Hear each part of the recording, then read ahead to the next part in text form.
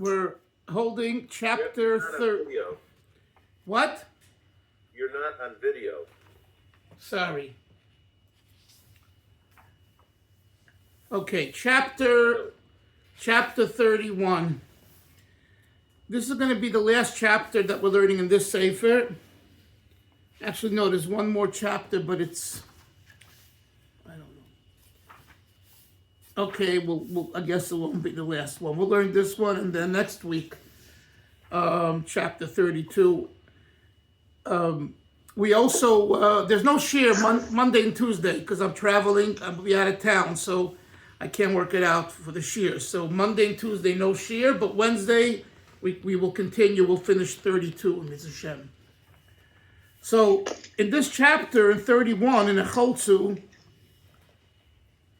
the author, the Rebbe Rashab, Reb Shalom Ber Schneerson, the fifth Lubavitcher Rebbe, he will explain why Torah study has the ability to unite opposites. That's the theme of chapter 31. Let's go into the text. V'hine yadu, it's known. K'moshe Kosov, it's written. V'Hashem b'chochma yosad oretz. God established the earth with something called Moshe wisdom, chochma. Shezeu b'chochma the Torah dafke. It doesn't mean wisdom of Aristotle. It doesn't mean Plato, and it doesn't mean higher mathematics. It means wisdom of Torah, the wisdom within the Torah. Lefi she'ein islapshus v'gili oirisof rak b'chochma the Torah dafke. Where do you have true godliness where God invests himself? Only in the wisdom of Torah. If you want God, someone says to you, where can I find God? The answer is in the Torah, not in Yellowstone, and not in Yosemite, and not in Masada. They're all nice and important, but where you find Hashem himself, it's in the Torah. We're in chapter 31, Moshe.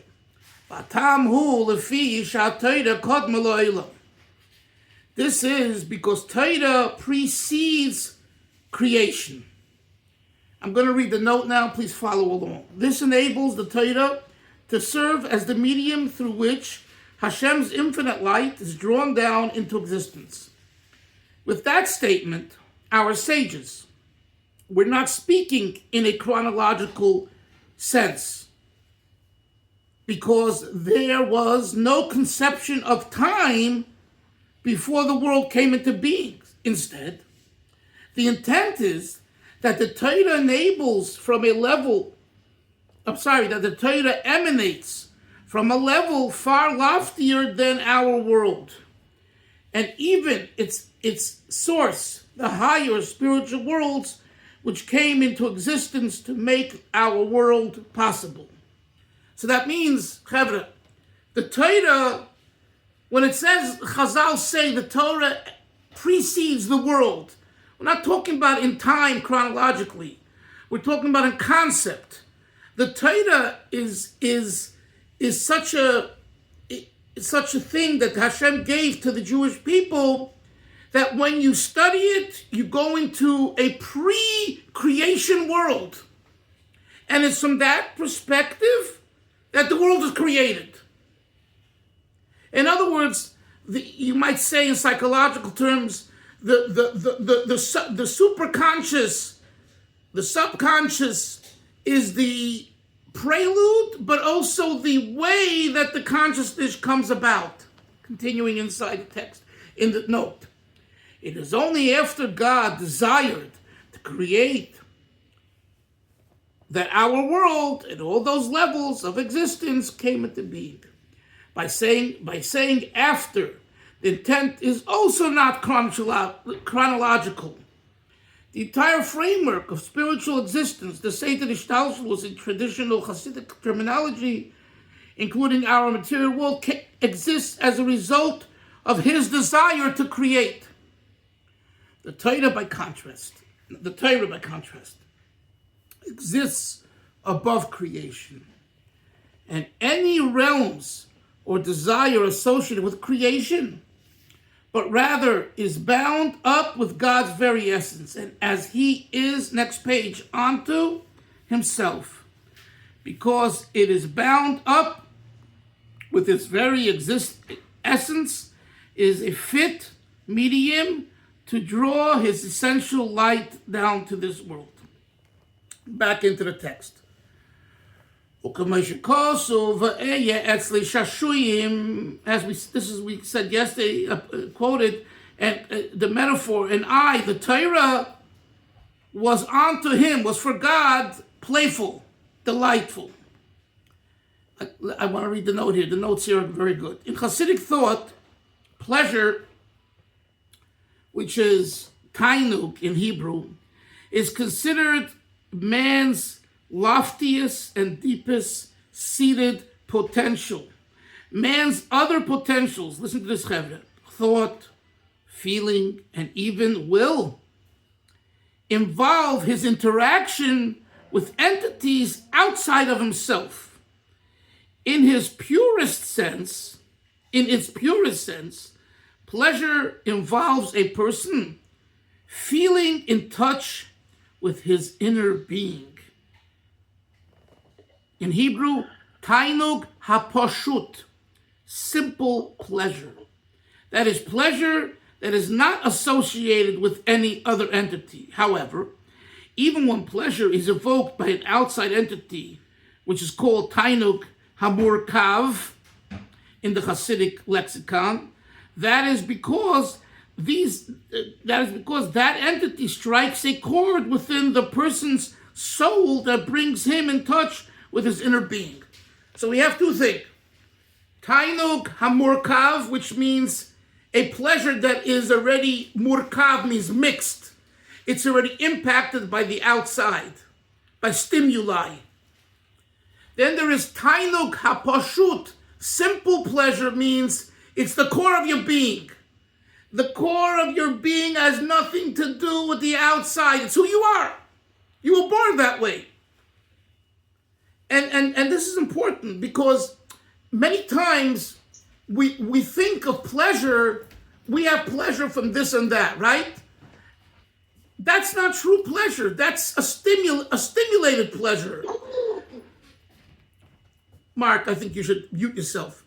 In other words, it's a pleasure that's caused by an outside entity. That's not pure pleasure. True pleasure is coming from within to out. It's who you are. And therefore, true pleasure, true tainug, is the deepest part of the soul. Even understanding, feelings, and even the willpower isn't tap in and expressive of the what we call etzem hanefesh, the essence of the soul, because they're all based on a stimuli, a reaction. They're reactionary. Whereas tainug haposhut is not reactionary. That's who you are. So why does he say this? Because the verse says, Moshe, that the Torah is shashuyim, a toy. The Torah is a toy. What do you mean the Torah is a toy? A toy you play with. Why do we see older people playing with little silly toys and games and things that little children play with, right? The answer is, it could be that because this tickles their fancy who they really are. So regardless if they're 75 or 95 or 55 or 25 or 15 or 5, this expresses who they are. So when you ask a question, hey, you're a 55-year-old man and you're still playing around with these things? Come on, get over it. The answer is, this is who I am. This is my tainug. Now, sometimes the tainug is messed up. In other words, if I have pleasure from from cravings, unhealthy ones, you got to change that tainuk. It's true. I remember when the Rebbe spoke about the whole idea of homosexuality. I think he spoke about it one time that I recall. The Rebbe did not say in that talk that the argument was at the time, and probably still is, that this is who I am. This is my tendency, my nature. Why are you blaming me? I have a tendency to be this way. And the Rebbe didn't say, like, no, that's wrong. He didn't say that. Because it could be that is your tendency. That is your tainuk. But what he said was, when someone wants to jump off a bridge or a mountain, I remember, he said, don't we need to help them? Yes. They have a tendency to, they want to hurt themselves, they want to jump off and kill themselves. We will do everything, we're supposed to do everything to try to stop them. The Rebbe said the same thing. For those people that have this tendency, okay, the Torah instructs us to work with them to try to change and direct those feelings in a different way. And it's not an easy job, but I'm thinking when I'm saying here about tainuk, some will say, and people say, Hillel is not here, he's the therapist, people have tendencies to punish themselves. That's who they are. Well, I'm sorry. It could be that's who you are, but it's very unhealthy, and let's get healthy. But going back to the text here, the Torah is shashuyim, is a toy, is playfulness. And that's why he calls it pleasurable. Now go back into the text. This comes from the essential delight, which is called the delight of the king in his essence. This is what we said earlier, the simple pleasure, which transcends the level of wisdom. And this delight includes in itself what we call the rebounding light and the straightforward light, energy.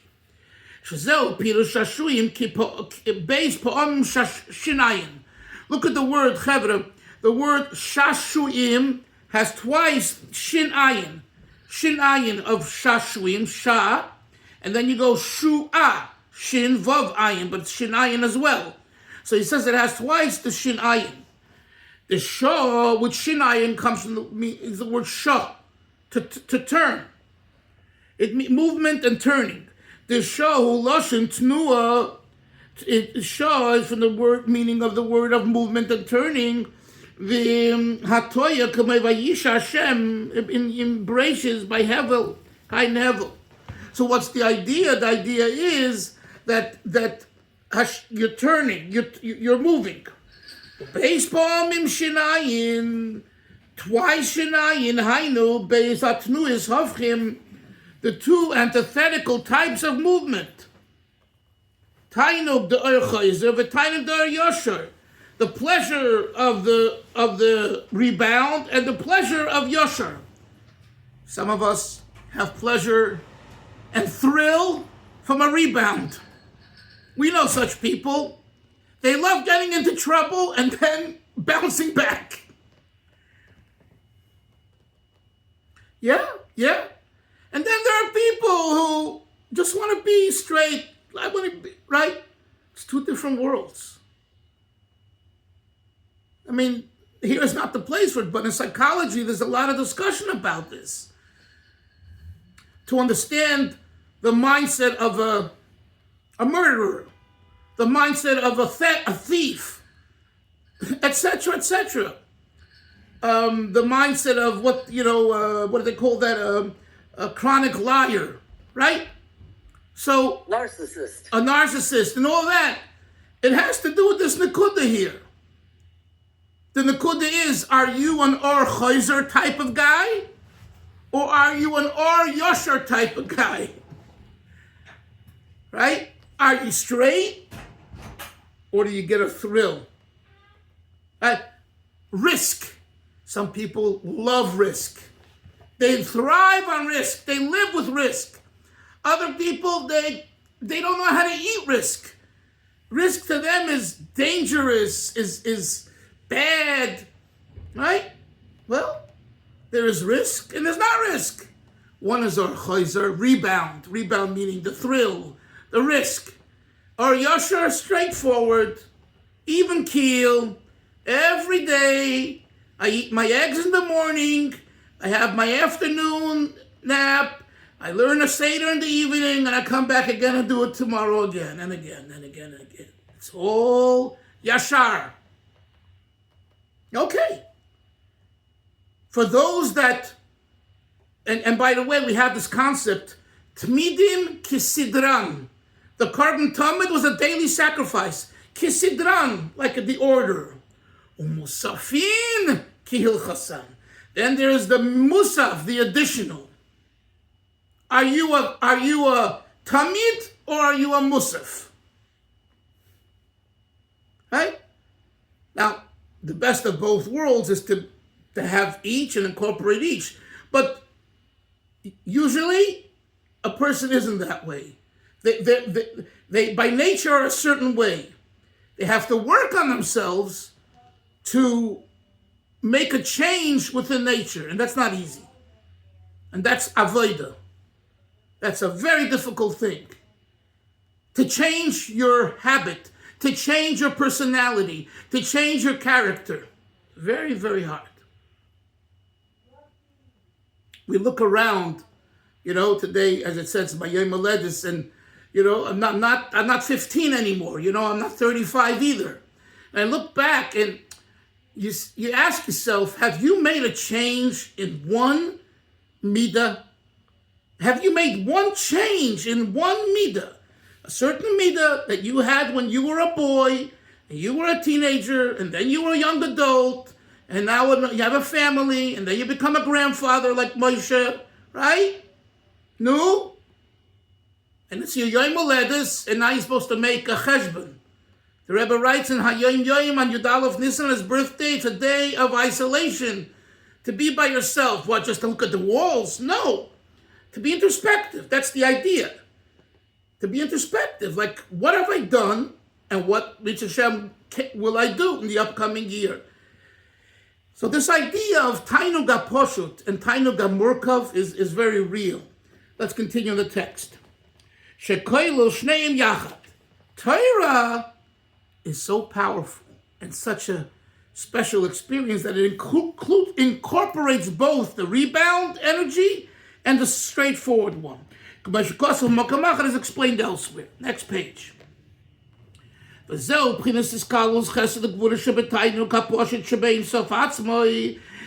the inclusion of chesed and gvura within the pure delight of the infinite God.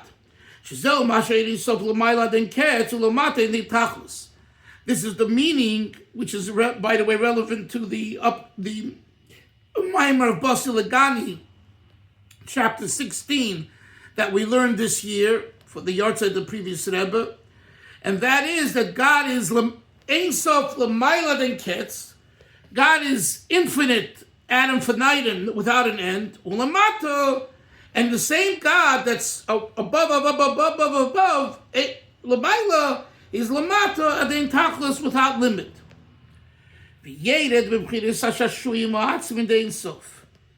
And it comes down from this very sophisticated, lofty level, the level of pleasure,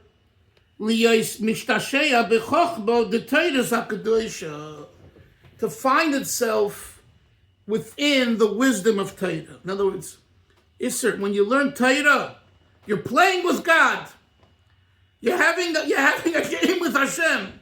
The Torah is His game. And when you learn Torah and you understand the Torah, you're having a game, and it's fun and it's exciting. That's what he says. And this refers to what we call the reasons for Torah. The chesed also incorporates the two opposites of kindness and severity, which because of it says, from his right hand, a fiery law for them. Which includes both levels of chesed and gvura.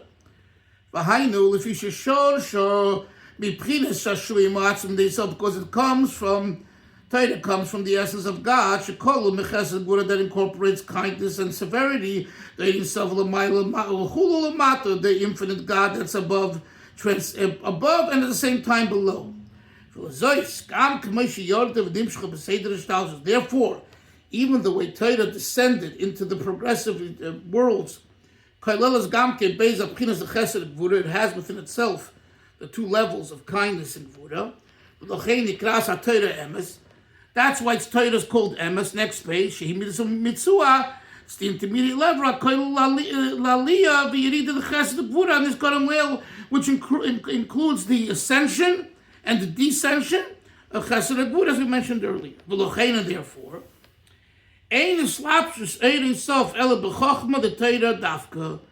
where specifically is Torah invest itself in God's Torah, specifically in Chachma. Kitzer. Summary. Torah Shorsha Mishashrim Atzmin. Although the Torah has been identified with Chachma, its source is actually in God's essential delights. Which incorporates themselves the antithetical movements of the rebound light and the straight light. Therefore, Torah has within itself chesed and gvura, and within it is the investment of the infinite light of Hashem. We have a few minutes left, so I'll just say a few words about the whole idea of a Yom Haledus. A Yom Haledus is a day when Hashem takes a neshama, and the neshama is happy. The neshama, the Chazal say, has learned the entire Torah, and Hashem says to this neshama, "You're happy up here. You know the whole Torah. Well, this is not where it's at. Where it's at is on earth." The neshama says to Hashem, "On earth? The earth has all these challenges and problems and kishuyim and difficulties. Let me be in a place of happiness." So what do Chazal say about korcho chato chai? You're forced to live. Explains the Mefarshim Chassidus. Hashem forces the neshama, "Get out of here. I'm dumping you out of the treasure of neshamas. Down you go, against your will." And we have another klal. Chazal say, sages say, Kol hadrochim becheska sakona. All roads are dangerous. Right? You fly a plane. You think it's not dangerous? It's dangerous. You go out driving between Bet Shemesh and Beitar. Moshe once took me, I think, on those back roads. I must tell you, I was scared. Okay, now you'll say you're a wimp. Rabbi Dalfin, you're a big wimp. Okay? The point is, when you go on a road, Yoini, call a chazak, and I know what Yoini's thinking, right? He says, I'm walking down the streets of Borough Park and Flatbush and Manhattan, especially now in Mamdami, you have worse danger. And you're right. You're right. Boy, do we have stuff. But the point is, kol adrochim, all roads are dangerous. So Mark, you're out in Fort Lauderdale and the sun is shining and it's 80 degrees and you're going to go later into the pool probably, right? And listen to Rabbi Gordon in the pool as you're taking the suntan in the pool. Very nice. But this world is a world that is fraught with challenges. We call it danger, challenges. At the same time, we know the verse in Song of Songs, Shir Hashirim, that associated with the yahrzeit of the previous Rebbe coming up, Yud Shvat, Basi Ligani, you've come to a garden. So make up your mind. Is this place dangerous or is it a garden? And you know what the answer is? It depends on us. We either make it into a garden or we make it into a place of chaos. And that's the beauty. And that's the reason, and that's the answer. Why did Hashem chase the soul out of heaven and send it down to this world? The answer is to gain one thing and to experience free will, independence, bchira, free will. When our neshamas, when our souls were in Gan Eden, we didn't have any free will. You had to do what everyone up there is doing. Learn, daven, shakel, and bask in the glory of God. Thank you very much. But if you're missing free will, in a sense, you have nothing. Free will. Exactly. So free will, bchira chofshis, is so valuable. The Rebbe once spoke about this on Chayelu. I'm just rephrasing in my own words what he said. The whole idea of independence makes it worth it that you should send a soul into the world with all the fraud and danger involved. Because the benefit, when we change the world and we elevate the world and we make it a better place, and by the way, that is not something that you need to wait till the Mashiach comes. Part of Mashiach is every day making the world a better place, making a home for God on earth will be experienced when Mashiach comes. Chapter 37 of Tanya says that. So this is something to think about today. That Hashem has given a person when they have their Yom HaLedus, they have their birthday. Hashem has given them an opportunity to what? To celebrate independence. Bchira chofshis. So ask yourself the question, am I doing enough to celebrate my free will? And ask yourself the question, is my free will always in the right place? Just because God has given me an opportunity to be independent, well, what if my independence ends up in left field? Well, you got to really, ask yourself those questions. So a birthday is not a sad day. It's a serious day. A serious day in the sense of a meaningful day. And everything that we do when we make a farbrengen or a party or this or that, whatever we mazel tov, and it's all wonderful, but let us not forget the nekuda, the point. It's a meaningful day celebrating independence. And that is part of what we're thinking about as we start the day. We started last night, and Baruch Hashem, we were able to say already half of Tillim. I try to say the whole Tillim on my Yom HaLedus, with Hashem, and later we'll go to the oil. And together with that, Baruch Hashem, we have another simcha. My grandson Zalman becomes 13 tonight, the day after my Yom HaLedus. Thank you. So we'll celebrate his bar mitzvah.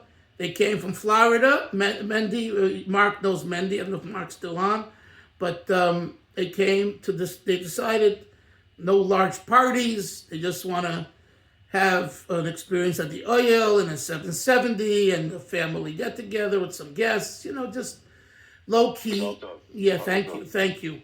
So Baruch Hashem, and we have to be grateful to Hashem for all the chesed and the kindness. And that includes also those difficult things, And again, without the kol adrochim becheskas sakana, you don't appreciate it. You appreciate it when you go through, we had for Klal Yisrael on October 7th, on and on. You have to look at the big picture. If you get bogged down on the thing, you'll be depressed and upset and angry, and where is God, and what kind of God, v'chulu, v'chulu. You see the big picture, and you see Klal Yisrael coming out of thousands of years of Golus, and we're still, and we not just still, we are thriving as a nation.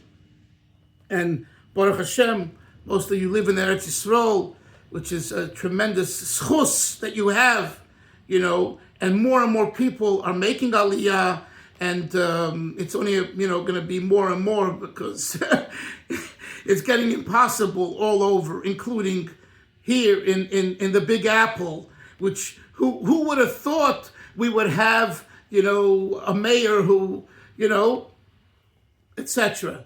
Like who would have thought that? But that's what the world. He got 70-80%. I mean, you look at the stats, and you say, what is going on over here? Okay, New York is democratic and liberal, but look at the whole picture. It's a Simon of Shemayim. Yes, Isser. It wasn't a question. It was just I was the person. Now, I'm sure that I was one of many. 30 years ago, I said anybody who thinks that America is going to forever be a safe place has not studied history. It's you're a chacham. You're a chacham. But it is so hard, and I've said it many times. It is once you become comfortable. We're comfortable, and it's very hard, especially when you have obligations to wife and children and family and friends and jobs. It's a very difficult thing, but like people have said over the centuries, so the Goyim will make you leave your comfort and go to Eretz Yisrael.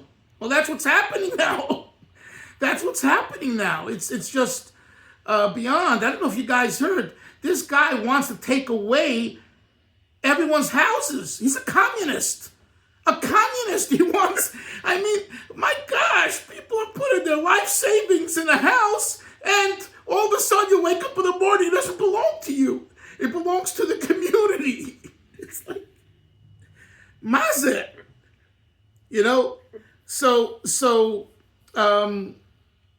But I'll tell you something, Rabbi.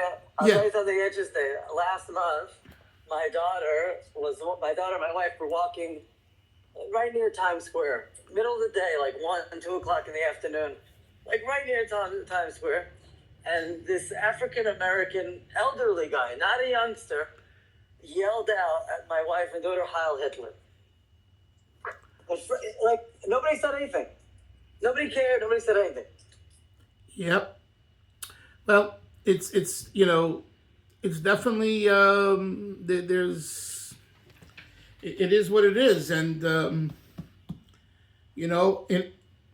Hashem, in a sense, sent Trump. I'm not talking politically, but in a way to be a strong friend of Eretz Yisrael. Can you imagine Chas v'Sholem if not? Anyway, Chevra. So my wish is that everyone should be blessed. You should all be blessed with your families, with good health, better health. You, your wife, your children and grandchildren, great-grandchildren, chavedim, shidduchim. Those that need shidduchim for their kids, it should happen now. It should happen now, and with less heartache. And of course, parnosa barchova. Hashem should open the floodgates. Shower everyone with all that money so you can do all kinds of good things. And the main thing is we should be zoichet to Mashiach Tzidkenu, because we need Mashiach. It's way overdue. There's no excuses. So we should see him because of Mamish. And we'll see everyone. I'm not going to be here Monday and Tuesday because I'm traveling to Fabring somewhere in Montreal. So we'll be back on Wednesday, Yimritz Hashem. If you know anyone in Montreal, thank you. If you know anyone in Montreal, 8 o'clock at the Shomrim Laboker Shul, I can send you the flyer. It'll be on YouTube too. It'll be live streamed. So I know it's the middle of the night for you guys, but we'll go probably 2-3 hours. So maybe when you get up, if you want to join a little bit, whatever. Anyway, have a great Shabbos, and we'll have you in mind. Zaydas, love you all. Take care. Bye-bye.